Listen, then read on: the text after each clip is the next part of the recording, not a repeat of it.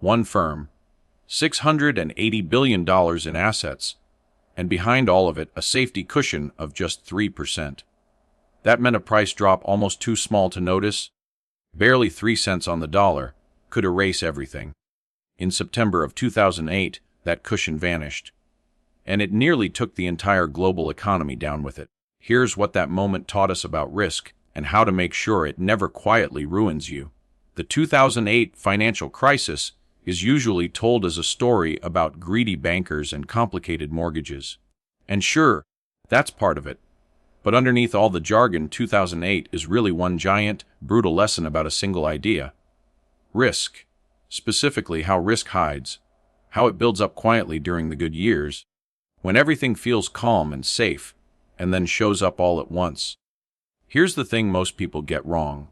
They think risk is about how bad things look right now. It isn't. Risk is about what happens to you when you turn out to be wrong, and how much room you've left yourself to survive it. The people and institutions that got destroyed in 2008 weren't destroyed because they were obviously reckless. Most of them looked smart, sophisticated, and safe, right up until the moment they didn't. In this video, I'm going to break down 3 things. First, the core concept behind the whole crisis, a simple idea called leverage, and why it's the reason small problems turned into catastrophes. Second, a real, specific case showing exactly how it played out at the level of a giant Wall Street firm and at the level of a regular guy with a mortgage. And third, the most common mistakes ordinary investors still make today that come straight out of 2008, and the simple habits that protect you from them. None of this requires a finance degree. Let's get into it. Let's start with the single most important word in this entire story, leverage. Leverage just means using borrowed money to make a bigger bet than your own cash would allow. And here's the part everyone forgets. Leverage doesn't just multiply your gains. It multiplies your losses by exactly the same amount. Let me make that concrete. Imagine you buy a house for $100,000, all in cash, no loan. If that house goes up 10%, you've made $10,000, a 10% return. Simple. Now imagine instead you put down just $10,000 of your own money and borrowed the other $90,000. Same house, same 10% gain. But now that $10,000 gain came off your $10,000 investment, you didn't make 10%. You made 100%. Leverage turned a good year into a great one. But flip it around. Say the house drops 10% instead. With cash, you're down 10%.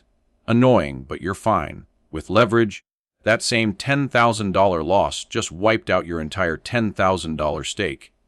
You're at zero. A modest, ordinary 10% move in the asset became a total wipeout for you, purely because of how much you borrowed. That's the engine of 2008. The big firms at the center of the crisis weren't betting a little bit of borrowed money. They were betting enormous amounts. For one of them, every single dollar of their own capital was supporting around $30 of assets. 30 to 1. And when you're leveraged 30 to 1, you don't need a crash to get destroyed. The math is unforgiving. If your assets fall just 3 or 4% in value, your entire cushion is gone. You're insolvent. Done. Now, here's the second piece of the core concept, and it's just as important. Risk is invisible when times are good. Leading up to 2008, U.S. home prices had gone up year after year for the better part of a decade. People had basically never seen them fall nationwide. So everyone, homeowners, banks, rating agencies started treating house prices always go up as a law of nature instead of what it actually was, a lucky streak. The longer the calm lasted, the safer everyone felt, and the more they borrowed. Calm doesn't mean safe. Often, calm is exactly when the biggest risks are being built, because nobody's worried, so nobody's holding back. And the third piece, things you think are unrelated can fall apart together. The whole system was built on an assumption that all these millions of mortgages were independent, that sure, a few people in one town might default, but they'd never all default at once across the entire country. That assumption was wrong.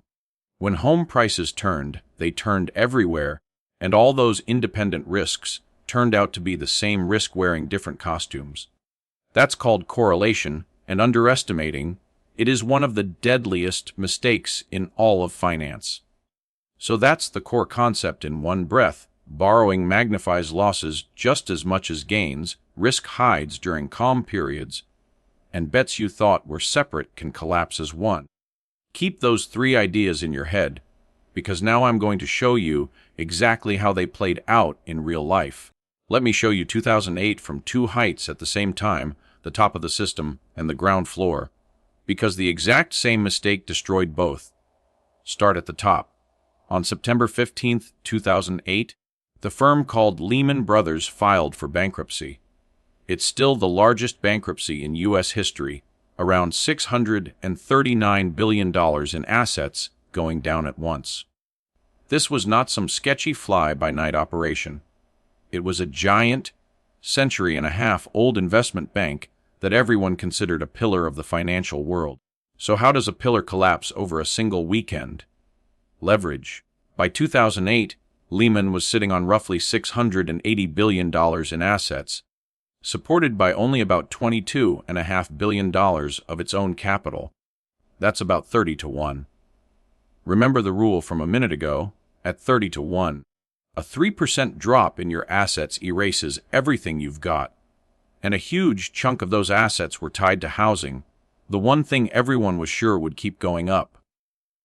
When housing went down instead, Lehman's thin little cushion got vaporized almost instantly. The firm wasn't done in by some exotic, impossible event.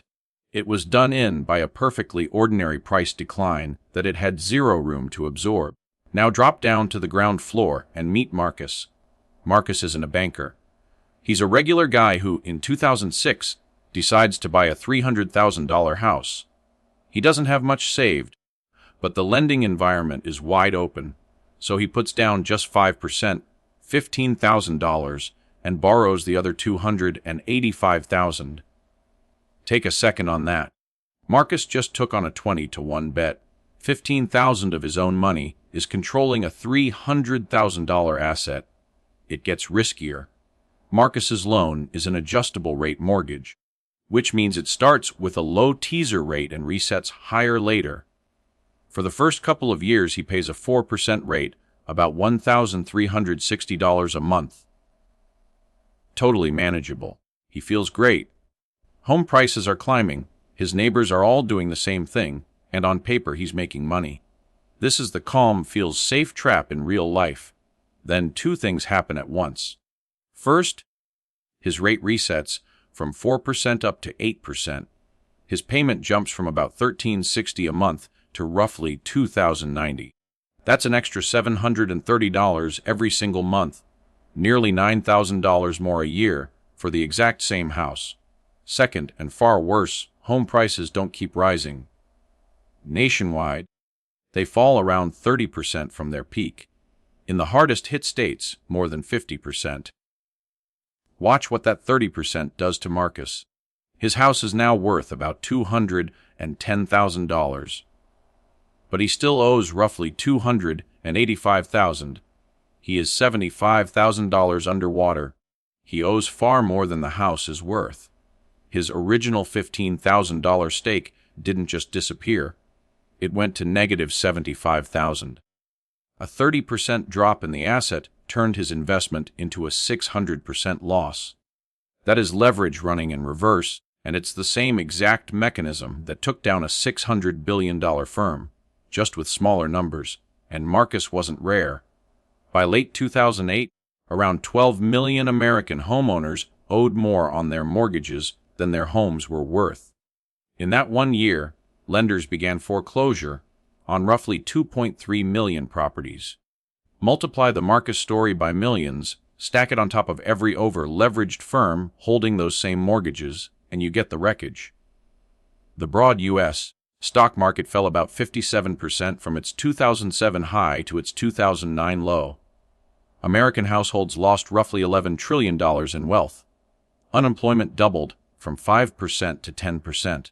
Same root cause at every level. Too much borrowed money, no cushion. and a calm that everyone mistook for safety. Here's why this still matters in your portfolio today.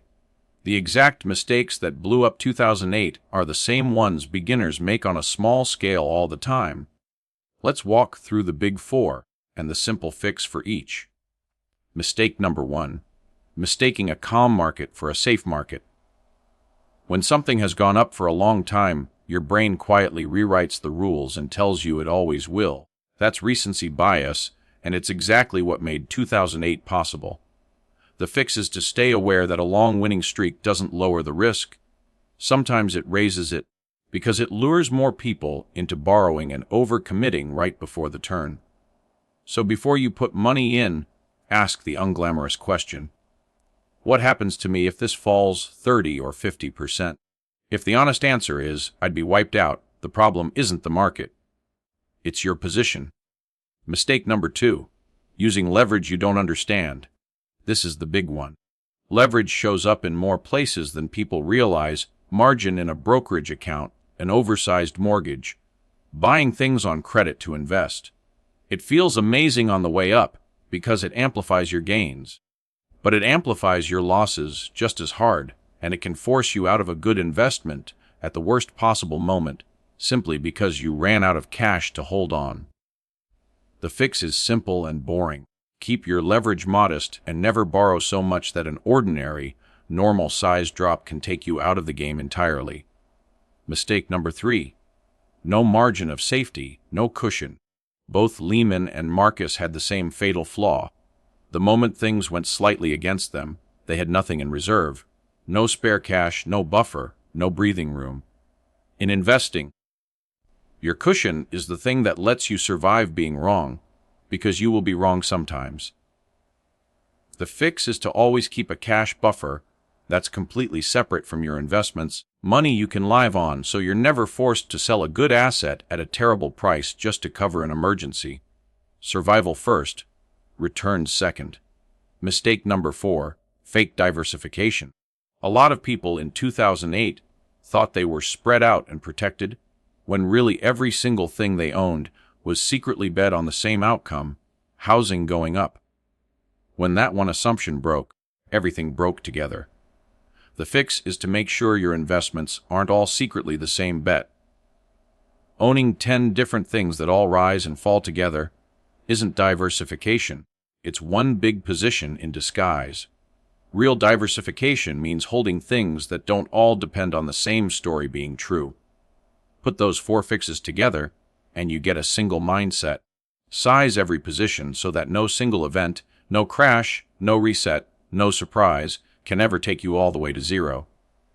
The goal of managing risk isn't to predict the disaster. Nobody saw the exact shape of 2008 coming.